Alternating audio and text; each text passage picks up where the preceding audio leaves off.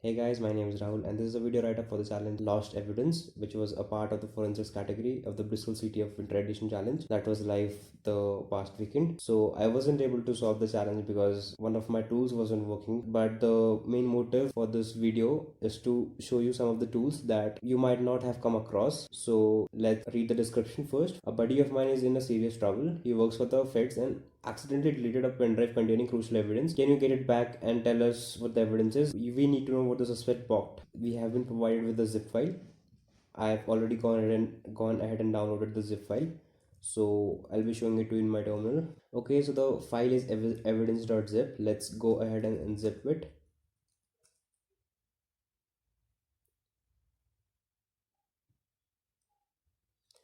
We have been provided with a evidence.img file. So one of the tools that could come handy in this scenario is Foremost. So what is Foremost? Foremost is a data recovery tool that uses a process called file craving to get some of the headers and footers of the data. So let's use Foremost on it.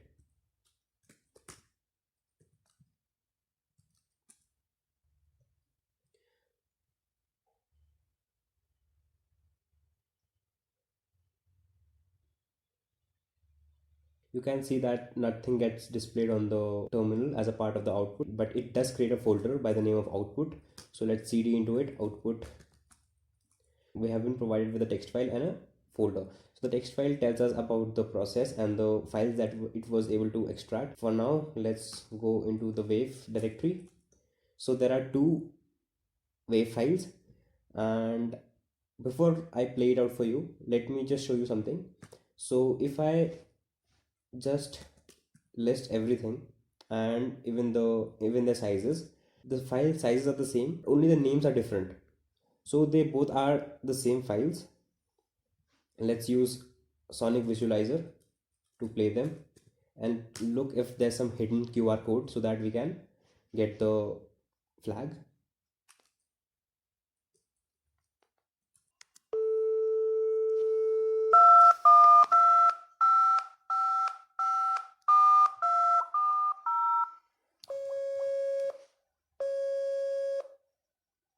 Welcome to the main bank telephone service.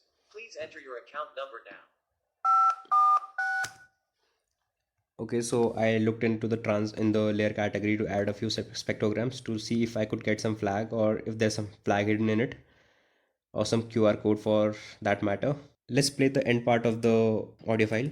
Do anything else? Press 1 for yes, 2 for no.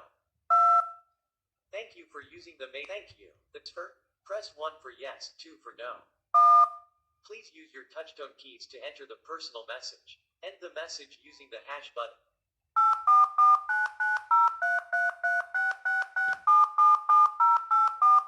So okay, so as you can make out that he uses his keypad to enter the secret message, and that is the secret message that we have to find out. So I went to the Google and looked for our keypad tones called. So it said that the keypad tones are called DTMF tones, and so the next thing I looked for was DTMF Kali Linux. So the first thing that came was Multimon NG, which is a tool that is installed by default on Kali Linux, but since I'm on a Ubuntu machine, so I had to manually download it. So you can manually install it using sudo apt-get install Multimon. So if after you have it downloaded,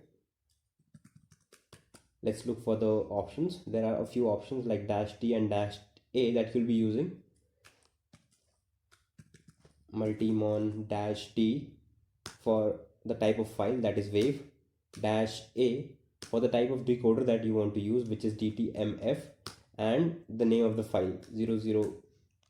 Since both the files are same, so it doesn't matter which file I use, but in my machine I'm getting an error and which I googled. It said that some users are being faced with such an error. If this error is not being shown on your machine, you'll get a few decimal values. You can use online utilities like iCyberchef or Python to decode it to ASCII values. Eventually you'll be provided with the product that he actually bought.